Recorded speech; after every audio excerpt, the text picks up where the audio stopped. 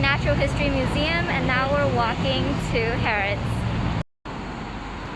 Over here is the Victoria and Albert Museum. It is literally just next to the Natural History Museum. I'm gonna come here one day and then I'll make another vlog.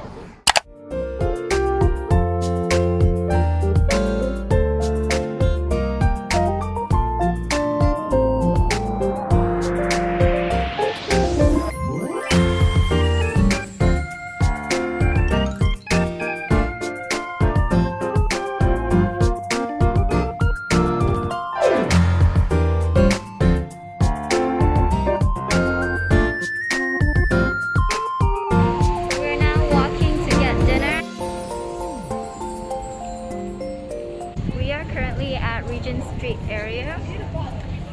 The weather today is quite nice. It is windy.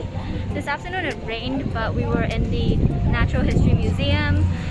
So yeah, we're just going to grab dinner and probably head back home. Beef lasagna.